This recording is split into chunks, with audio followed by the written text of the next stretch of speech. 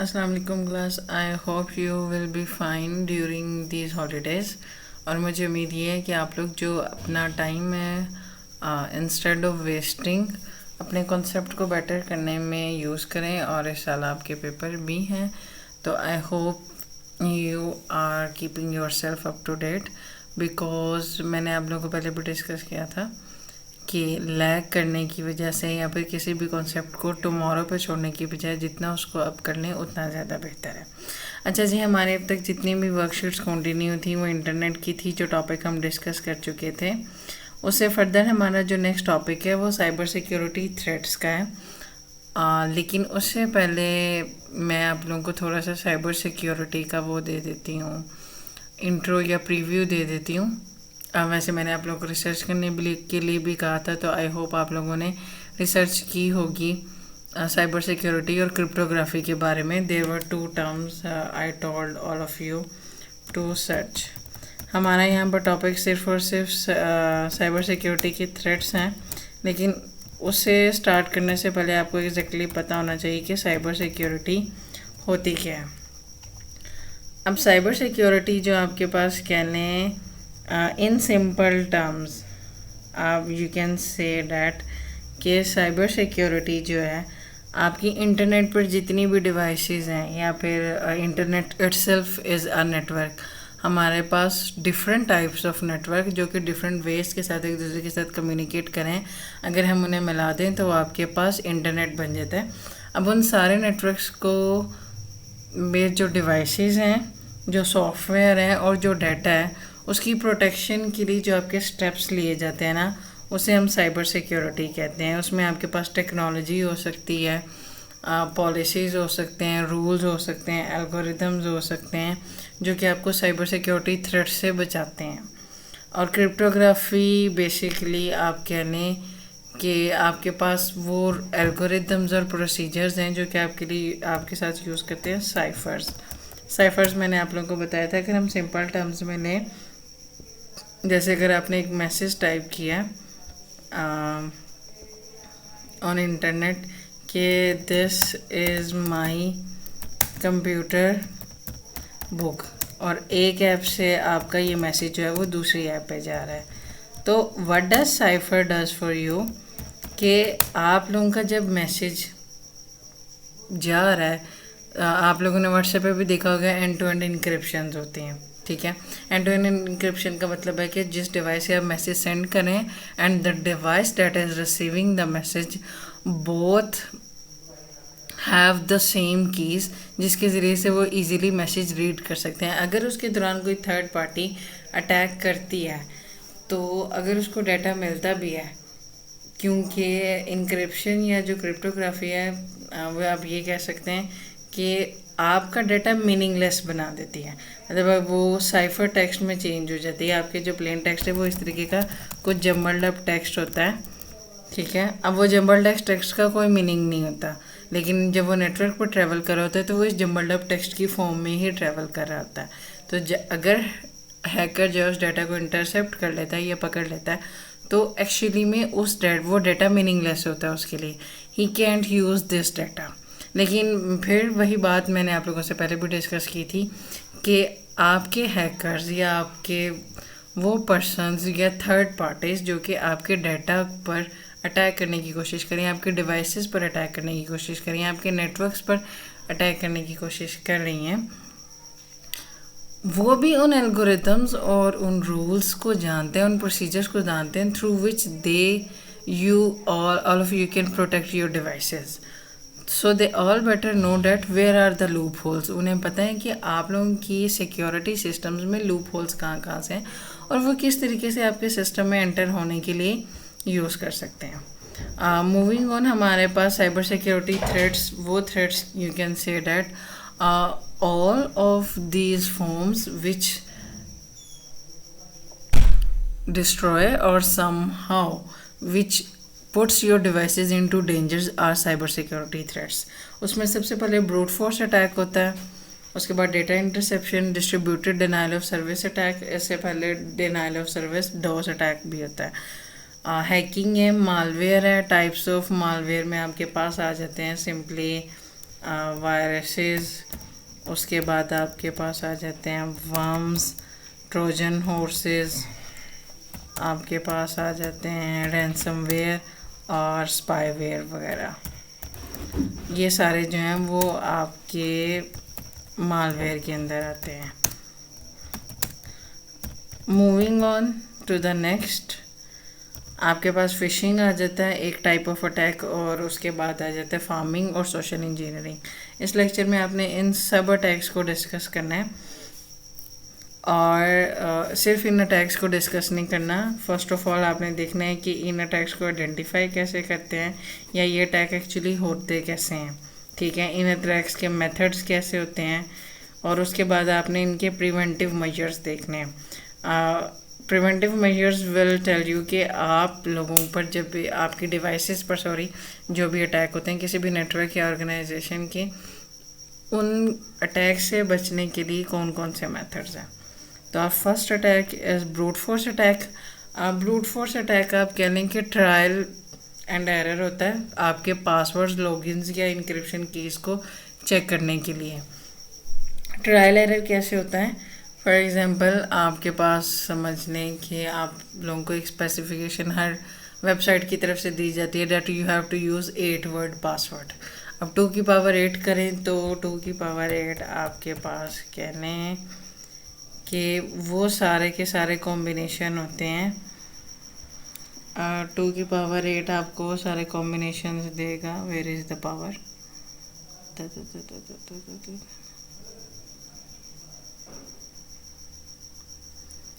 You have to do this like this. Sorry.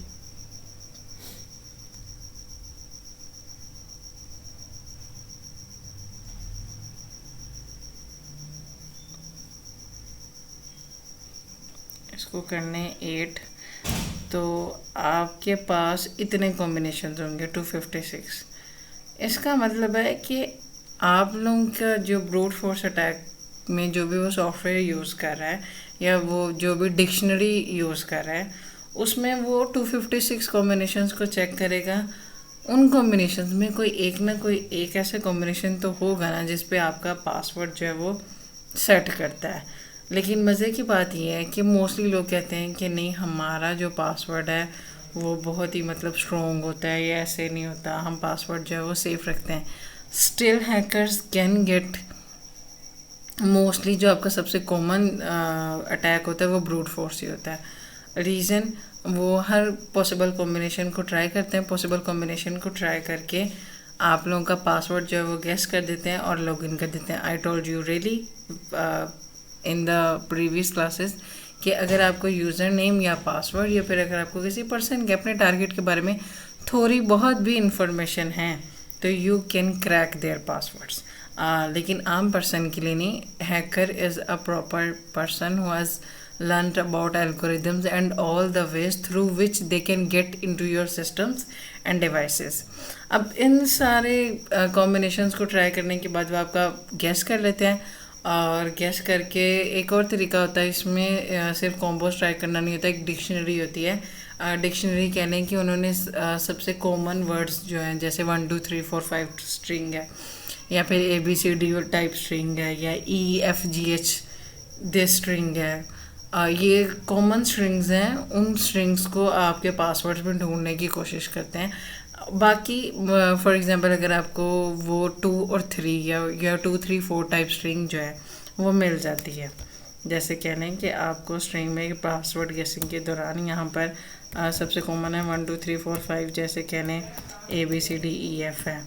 अगर आपके 8 word password में से या 5 वर्ड पासवर्ड में से उसे इस कॉमन स्ट्रिंग में से कुछ भी मिल जाता है तो इसका मतलब है कि 8 या 5 करैक्टर्स में से 3 4 तो वो पहले ही गेस कर चुके हैं, तो वो जो रिमेनिंग एक है उसको गेस करना मुश्किल नहीं होता। तो अपनी तरफ से उन्होंने एक डिक्शनरी होती है जिसमें मोस्ट कॉमन पासवर्ड या मोस्ट कॉमन स्ट्रिंग्स और टर्म्स होते हैं जो कि पीपल पासवर्ड के तौर पर यूज़ करते हैं। उसकी एक दूसरी रीज़न इन माई ओपिनियन ये भी हो सकती है, I am not against any social media or something like that. I told you such type of topics are open discussion for you. For example, अगर आप लोग कहीं खाना खाने गए हैं you will post your pictures on Instagram, or you have gotten your degree. You will post your pictures, or you have gotten your car, or you have got your passport. You will post pictures. Actually में आपके जो pictures होते हैं उनके भी digital signatures होते हैं, जियो location वहाँ से लेना आसान है. सेकेंडली, अगर आप लोग पासवर्ड या बैंक कार्ड डिटेल्स डिस्कस करते हैं या किसी को बताते हैं किसी वीडियो में, या फिर कह लें कि आपने कुछ भी पोस्ट किया, तो हैकर्स के लिए वो गेट करना आसान होता है. ओके, ब्रूट फोर्स को प्रिवेंट करने के लिए तो सबसे पहले आप लोगों को मैंने बताया स्ट्रॉन्ग पासवर्ड होने चाहिए. Strong password itself a detail topic, we will discuss it further. Captchas होते हैं. Captchas are somehow like this, कि आप लोग जब भी किसी वेबसाइट पे जाते हैं, for example I am going to tour all of you through Cloudflare.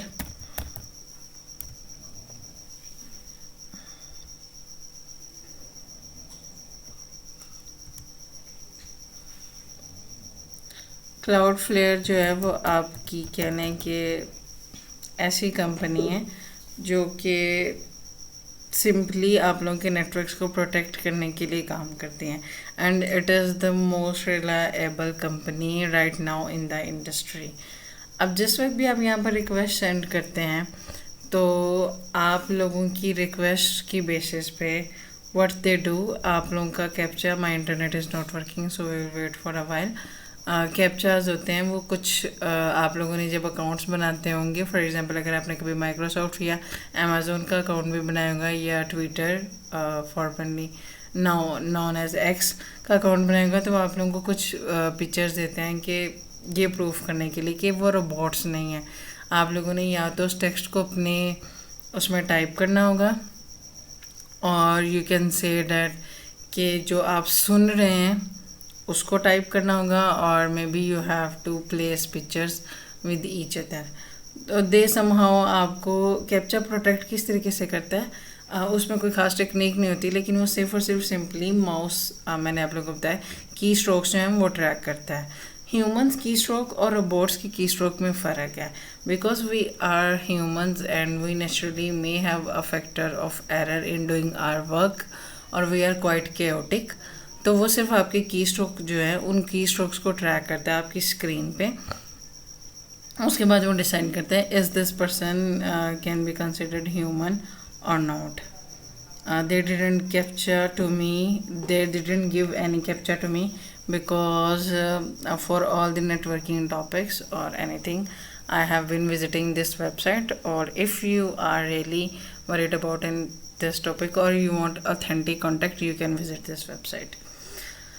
Okay, उसके बाद आपके पास आ जाती है 2FA और MFA, टू फैक्टर ऑथेंटिकेशन और multi factor authentication. Two factor authentication most of you must have on your devices for your Google accounts, such as आप कह लें कि आपके पास एक ईमेल होती है, या फिर उसके बाद आपके पास क्या होता है, फ़ोन नंबर होता है.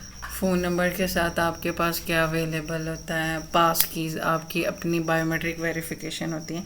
मतलब कोई ना कोई दो कॉम्बिनेशंस होते हैं, वो टू फैक्टर ऑथेंटिकेशन है. जब तक आप उसे कंफर्म नहीं करते तब तक आप अपने अकाउंट्स को लॉग इन नहीं करते. उसका फ़ायदा ये होता है कि if any person is trying to attempt to log in into your account, तो आपको एक अलर्ट मिल जाता है. अलर्ट दो टाइप का होता है इस केस में. फर्स्ट ऑफ ऑल तो वो आपसे अब तो वो उसको सिमिलराइज कर लिया एक ही टाइप में. फर्स्ट ऑफ ऑल जब आपको अलर्ट आता है लॉगिन का, तो आपने प्रेस करना होता है. आपके पास नंबर होता है एक जो आपके फ़ोन में प्रॉम्प्ट के तौर पर आता है. In case it was you तो आप लॉगिन कर सकते हैं. In case it wasn't you तो इसका मतलब यह है you have to change your password और someone is trying to log in to your account. मेरे अपने कुछ अकाउंट्स ऐसे हैं, मतलब स्टडी के दौरान आप लोग अक्सर लैब्स के दौरान उन्हें यूज़ करते हैं. Mostly they are actually log in to every website. मैंने उन्हें कभी वहाँ से रिमूव नहीं किया. तो सम अगर किसी हैकर ने हैकाथॉन में उसको एक्सेस कर लिया तो they do try to use log in to my accounts. लेकिन उनका क्योंकि मेरे पास टू फैक्टर ऑथेंटिकेशन और मल्टी फैक्टर ऑथेंटिकेशन जो है वो ऑन है, तो इवनली टू फैक्टर ऑथेंटिकेशन और मल्टी फैक्टर ऑथेंटिकेशन इतनी डिटेल्ड होती है कि वो आपको बता देता है कि कम से कम वो डिवाइस कौन से कंट्री में है और कहाँ डिवाइस कौन सी है, कहाँ से लॉगिन कर रही है, इतनी इन्फॉर्मेशन दे देता है। लेकिन इससे ज़्यादा जियो लोकेशन के लिए I think we need to work right now. Multi factor authentication में आपके पास ऑथेंटिकेटर्स होते हैं। आप कह लें कि अगर आपको लगता है आपके अकाउंट्स बहुत ज़्यादा हैं या आपको पासवर्ड भूल जाते हैं, तो आप लोग ऑथेंटिकेटर के ज़रिए से लॉगिन कर सकते हैं या फिर व्हाट यू कैन डू, एक बैकअप के लिए ईमेल रख लें, बैकअप के लिए मोबाइल फ़ोन रख लें, आप बैकअप के लिए अपने बायोमेट्रिक वेरिफिकेशन, मतलब मल्टीपल वेज के ज़रिए से आप लॉगिन कर सकते हैं। Limited login attempts mostly websites आपका ये करती हैं, स्पेसिफिकली माइक्रोसॉफ्ट एंड अमेज़ोन क्या करते हैं, उन्होंने किसी भी पर्सन के यूज़र के लॉगिन के अटैम्प्ट्स रखे हुए हैं। In case a person is trying to log in into an account multiple times in a website, what they will do, they will track the behavior of the login attempts. Sometimes ऐसा होता है कि हम लोग अपना password भूल जाते हैं, दे ब्लॉक्ड अस। उस केस में अगर आपको ब्लॉक कर देते हैं तो परेशान होने की ज़रूरत नहीं, वो सिर्फ आपसे कुछ वेरिफिकेशन लेते हैं, then you can get back to your account. लेकिन if there is a hacker on the other side, तो कुछ चीज़ें या कुछ वेरिफिकेशन प्रोसेसेस होते हैं, दे मे नोट नो, तो वहाँ पर वो उस अकाउंट को लॉक कर देते हैं आपके लिए। लिमिटेड लॉगिन अटैम्प्ट्स होते हैं वो आपके वेबसाइट्स या जो जाइंट्स होते हैं, फॉर एग्जांपल गूगल इस तरह के अटैम्प्ट्स कम करता है, माइक्रोसॉफ्ट इस केस में ज़्यादा प्रोफेशनल है। वो आपके मतलब कह लें घोस्ट अकाउंट्स होते हैं, उन्हें भी किसी भी वेबसाइट के डेटाबेस में कम करता है। अगर आपने कोई काम करना है, आप कह लें कि आपने कोई 5-10 अकाउंट बनाए हैं, अब आप इन सारे 5-10 अकाउंट्स पर पर्सन को अपनी सारी की सारी पॉपुलेशन से मल्टीप्लाई करें, यू विल गेट मिलियन और billions of account of the whole population, जिसकी वजह से आपके जो जाइंट्स हैं उनका डेटाबेस मेंटेन करना मुश्किल हो जाता है। तो वो क्या करते हैं, चेक करते रहते हैं, अप टू डेट करते रहते हैं कि हाँ इस पर्सन ने एग्जैक्टली यूज़ कर रहा है अकाउंट या नहीं कर रहा, और ये लॉगिन अटैम्प्ट्स के मुताबिक अगर कोई इरेगुलर या इलीगल अटैम्प्ट होता है तो they do block that account. तो इस तरह से उनका भी डेटाबेस बच जाता है।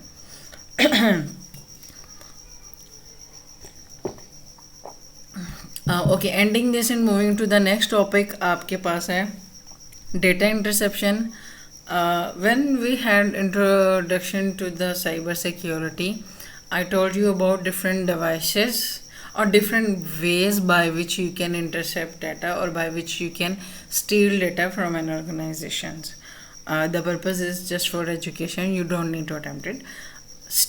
अब डेटा इंटरसेप्शन में क्या होता है कि आपके वायरलेस और वाइड नेटवर्क है, किसी भी टाइप का नेटवर्क है, उस नेटवर्क में आप अनऑथराइज्ड एक्सेस लेते हैं। मोस्टली आप लोग the hackers are near to that place or organization. I told you हम डेटा डिफरेंट तरीक़ों के ज़रिए से ले सकते हैं, या तो आप via network devices, for example आप राउटर और मोडम जो यूज़ कर रहे हैं, via बिल्डिंग और via the network और some secure पर्सनल, किसी भी पर्सन के ज़रिए से आप उसको टारगेट कर सकते हैं और आप उसके थोड़े से क्रेडेंशियल्स देकर किसी भी ऑर्गेनाइजेशन या नेटवर्क या सिस्टम में एंटर हो सकते हैं। अब डेटा इंटरसेप्शन में वो आपका पर्सनल डेटा और लॉगिन क्रेडेंशियल्स देता है। वाइड के केस में क्या होता है, वो आपका डेटा पैकेट जो है वो स्निफ करता है।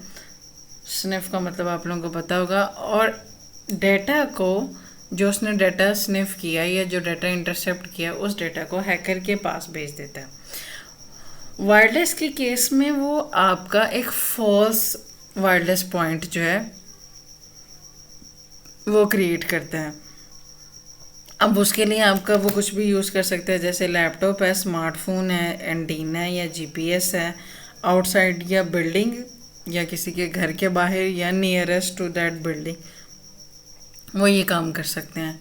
अब काम वो इस तरीके से करता है वायरलेस के केस में, मोस्टली वायरलेस के ज़रिए से लेना ज़रूरी होता है, because we people, I am not talking about just some people, I am talking about the masses of population, क्योंकि लोगों को sometimes लगता है कि या फिर उन्हें लगता है कि डेटा से क्या ही हो जाएगा, but actually your data is sold into bulks by broker companies, the companies that get your data and sold it to other companies or for some illegal use, आप उन्हें ब्रोकर कंपनीज कहते हैं। तो मोस्टली पीपल इस चीज़ का ख्याल नहीं करते कि हम जिस भी नेटवर्क से कनेक्ट हो रहे हैं वो नेटवर्क सिक्योर है या नहीं है।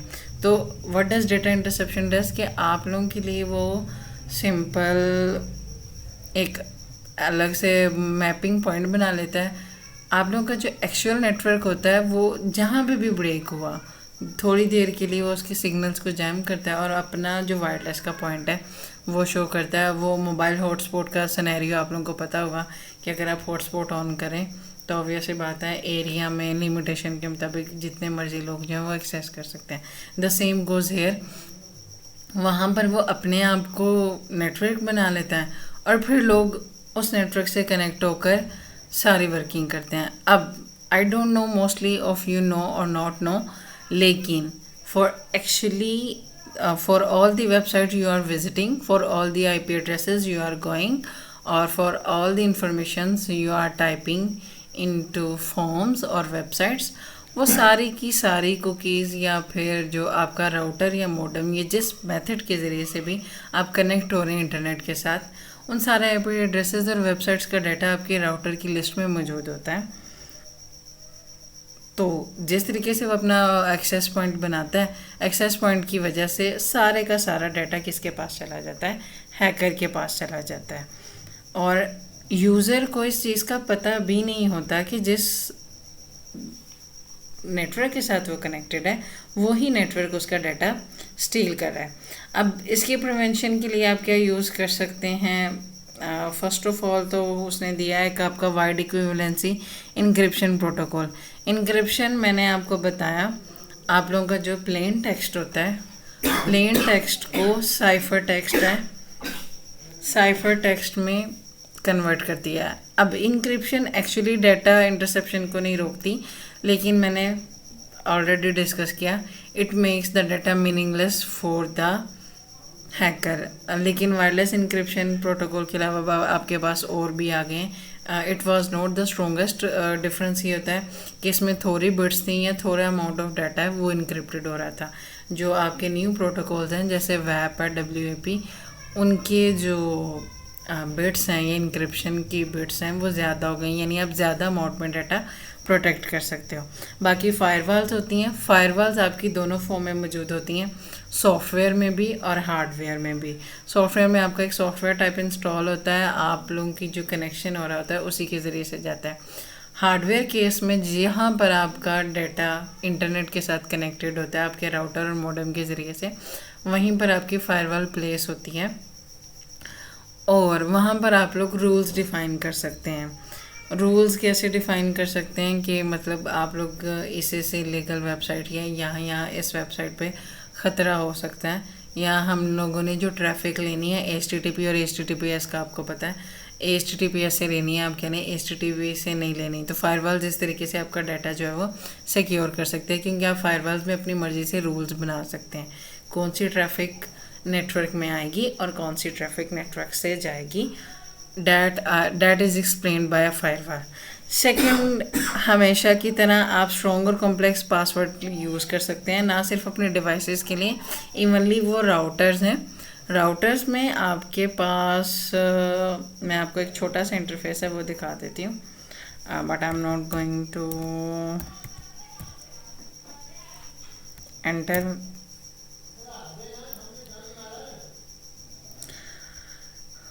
अब आपके पास ये लॉगिन और एडमिन का एक कह लें कि इंटरफेस होता है। इस इंटरफेस का मतलब है कि आपके राउटर में एंट्री के लिए जो आपको पासवर्ड चाहिए, सिर्फ़ और सिर्फ आपकी डिवाइसेस जो कि आपके राउटर के ज़रिए से इंटरनेट से कनेक्ट हो रही हैं, उन डिवाइसेस का पासवर्ड सिक्योर नहीं होना चाहिए, बल्कि आपका एडमिन का, क्योंकि ये वाला जो IP एड्रेस है कॉमन है IP एड्रेसेस का। तो ये आप जिसके ज़रिए से लॉगिन करें, अगर वो यहाँ पर भी ब्रूट फोर्स अटैक कर सकता है तो इसका मतलब है वो आपके नेटवर्क में सिंपली एंटर हो सकता है, और एंटर होकर वो आपके लिए क्या कर सकता है, आपके रूल्स चेंज कर सकते हैं, तो there is no security in that condition. उसके बाद है एक और सजेशन, मैं स्टूडेंट्स को हमेशा कहती हूँ, नेवर यूज़ पब्लिक वाईफाई, चाहे वो फ्री है किसी भी किस्म का, क्योंकि ये वही जगह होती हैं, वही प्लेसेस होती हैं जहाँ पर आपका डाटा इजीली इंटरसेप्ट किया जा सकता है।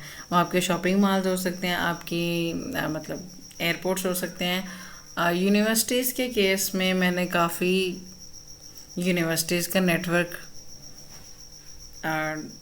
डिस्कशन में या मेरी मतलब स्टूडेंट पीरियड में देखा था। हम मतलब नेटवर्क स्टडी करते थे। जब आप नेटवर्किंग बेसिक्स को पढ़े होते हो तो हमें एक्चुअली में नेटवर्क पढ़ाया जाता है, जिस ऑर्गेनाइजेशन में एटलीस्ट आप पढ़ रहे हो वहाँ का। तो मुझे इतना पता है कि फास्ट, लम्स और इवनली यूएटी है, क्योंकि आपके फास्ट के जो काफ़ी प्रोफेसर्स हैं वो सिस्को के साथ रिसर्चर्स हैं, उनका सिस्को के साथ कॉन्ट्रैक्ट है, वो रिसर्च करते हैं, सिस्को के लिए प्रोटोकॉल्स पे काम करते हैं। तो उनका जो नेटवर्क है वो सिक्योर है, आप उनका ओपन वाईफाई नहीं है। You have to be a student, जहाँ पर वो आपको लॉगिन क्रीडेंशियल्स देते हैं, लॉगिन और यूज़र नेम और पासवर्ड, जिसके ज़रिए से आप वहाँ पे नेटवर्क पे एंटर हो सकते हैं। लेकिन उसके अलावा जैसे आपकी पब्लिक बिल्डिंग्स हैं या हॉस्पिटल्स हैं, वहाँ पर डाटा सिक्योर नहीं हो सकता। इन the case of your school और एनी अदर ऑर्गेनाइजेशन, जैसे कोई कंपनी है, तो if they have thought about their security process, तो ऑब्वियसली इस बात है उनका डाटा भी सिक्योर होगा। यहाँ तक अगर आप लोगों को कोई इशू है, लिसन टू द लेक्चर्स, आराम से सुने। मैं आप लोगों को ये सजेस्ट करूँगी कि आप पॉज करके एक लेक्चर को रिपीट कर सकते हैं मल्टीपल टाइम। स्टिल अगर आपके पास कोई क्वेश्चन हैं, I am available any time. ये आपकी छोटी सी डायग्राम है जो आपको इन्फॉर्म करी कि डाटा इंटरसेप्शन एक्चुअली काम कैसे करती है। आपका जो अटैकर है वो अनसिक्योर वाईफाई जो है वो सेट करता है, वो मैंने आप लोगों को बता दी है। जिस तरीके से आप मोबाइल हॉटस्पॉट देते हैं, बहुत से लोगों से शेयर कर सकते हैं। तो similarly the same scenario goes near to the person जो कि हैकर के लिए जहाँ जिस ऑडियंस को वो टारगेट करना चाह रहे हैं, और यूज़र जो है वो उनके साथ कनेक्ट हो जाते हैं। कनेक्ट करके आपका जो डाटा, जो अकाउंट क्रीडेंशियल्स आप लोग शेयर कर रहे हैं, ऑब्वियसली बात है, मैंने आप लोगों को बताया, आप लोगों की सारी जो आईपी एड्रेसेस होते हैं, जो वेबसाइट्स आपने विज़िट की होती हैं, उसका जो डाटा है वो आपके राउटर के पास जा रहा होता है। तो इजीली अगर उसने एक्सेस पॉइंट बनाया है तो उसे पता होगा कि उसने कहाँ पे किस किस तरीके से क्रीडेंशियल्स अटैच किए हैं, और यूज़र का डाटा स्टील हो जाता है और यूज़र को पता भी नहीं चलता। अब डाटा स्टील करने के मल्टीपल पर्पस हो सकते हैं। फर्स्ट ऑफ ऑल तो ब्रोकर कंपनीज जो आपका डाटा सेल करती हैं। सेकेंडली मतलब आप किसी ऑर्गेनाइजेशन का ऐसा और उस ऑर्गेनाइजेशन को टारगेट करना चाहते हैं। थर्ड, ऑब्वियसली बात है, अगर उन्हें आपसे मनी या फिर प्रॉपर्टी एटसेट्रा चाहिए, तो there are some of the cases जिसमें वो आपका डाटा स्टील करने की कोशिश करेंगे।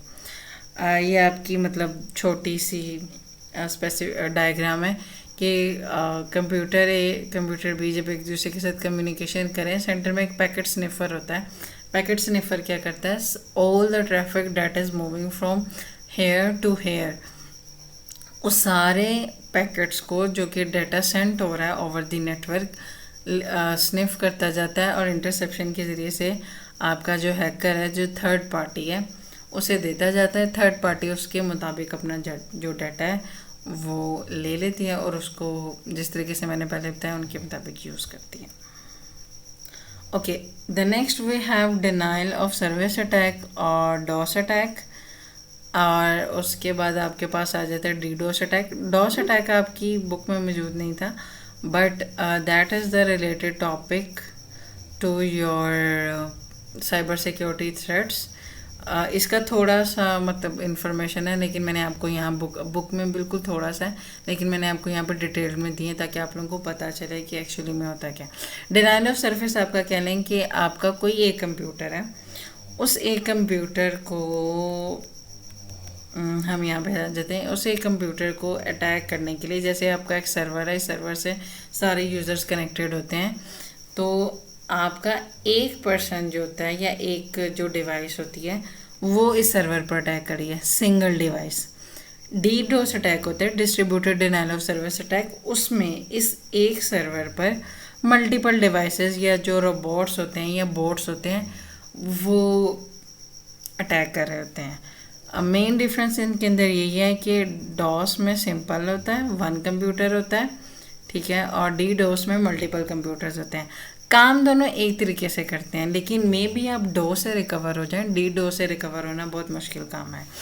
अब इस छोटे से सिनेरियो को लें, फॉर एग्जांपल आपकी एक ई कॉमर्स वेबसाइट है, उस पर डॉस अटैक हो जाता है। तो डॉस अटैक में क्या होता है कि एक ही कंप्यूटर या एक ही जो डिवाइस या बोट है वो बार बार रिक्वेस्ट सेंड करता है। अब सर्वर के पास यूज़र से रिक्वेस्ट आ रही है, what server have to do, he server has to reply और respond to every request demanded by the user.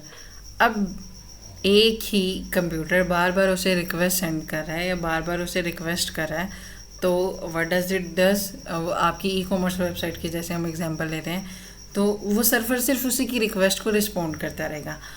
उसके अंदर नुकसान क्या होता है, उसके अंदर डिसएडवांटेज क्या होता है? डिसएडवांटेज ये होता है कि एक्चुअली जो लेजिटिमेट यूज़र होता है, आपका जो एक्चुअल यूज़र होता है या आपकी जो टारगेट ऑडियंस होती है, वो ऑडियंस वहाँ तक रीच नहीं कर पाती और उसकी वजह से वो उसकी रिक्वेस्ट है उन्हें वो रिस्पॉन्ड नहीं कर पाती, तो आपका सर्वर फेल हो जाता है ई कॉमर्स वेबसाइट का। तो उसका छोटा सा सिनेरियो आप इस तरीके से देखें। फॉर एग्जांपल हम कह लें कि साद की ई कॉमर्स वेबसाइट है, किसी को भी हैकर ले लें, जैसे हमारे पास वासे हैं, वो बार बार उस पर अटैक करें अपनी डिवाइस के ज़रिए से। अब बाकी की अपनी सारी क्लास को यूज़र कंसिडर कर लें। सब लोग जो हैं वो वहाँ पर जाकर शॉपिंग करना चाह रहे हैं, लेकिन साद का जो सर्वर है वो सिर्फ और सिर्फ रिस्पॉन्ड कर रहा है वासे ही की सारी रिक्वेस्ट को। अब उस केस में यूज़र्स को गुस्सा आ गया, हम 1 मिनट से ट्राई करें, हम 2 मिनट से ट्राई करें, 3 मिनट से ट्राई करें, स्टिल ये तो सर्वर रिस्पॉन्ड ही नहीं कर पा रहा। कितनी फजूल वेबसाइट है। अब छोटे से सिनेरियो पे या छोटे से बिजनेस में ये एक्सेप्टेबल हो सकता है अगर आप लोग समझते हैं, तो मैं सिर्फ उस सिनेरियो को लेकर चल रही हूँ कि जब this is acceptable for this scenario, ठीक है। अब ज़्यादातर जो आपकी मार्केटिंग होती है वो माउथ ऑफ वर्ड से होती है, मतलब जैसे 2 लोग मिले, उन्होंने कहा हाँ उस वेबसाइट पे बहुत अच्छी शॉपिंग है, बहुत अच्छी चीज़ें मिलती है और आपका ऑर्डर है वो भी जल्दी आ जाता है और जल्दी से लोड हो जाती है। अब वही वेबसाइट जो कि लोड नहीं हो रही, तो यूज़र कहेंगे नहीं वो तो वेबसाइट ही काम ही नहीं करती, आप कहीं और से ऑर्डर कर लें।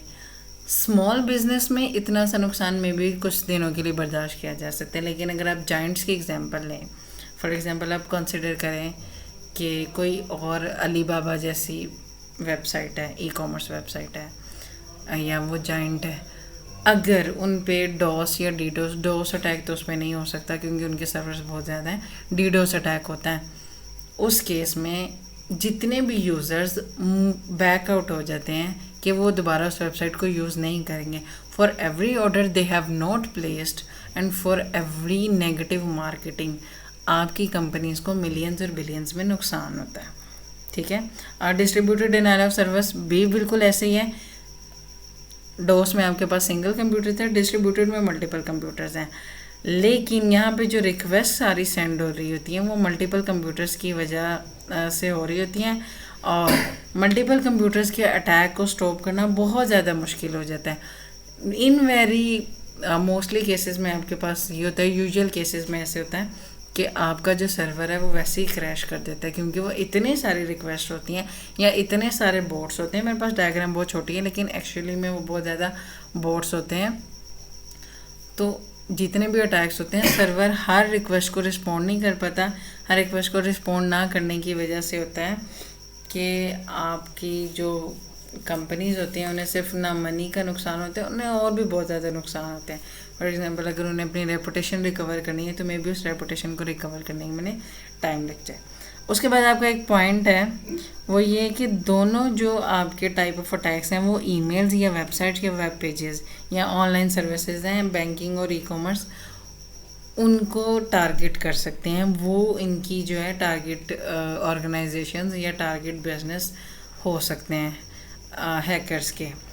तो whatever method they are choosing, DoS और डीडोस, दोनों के केसेस में आपको क्या होता है, नुकसान होता है।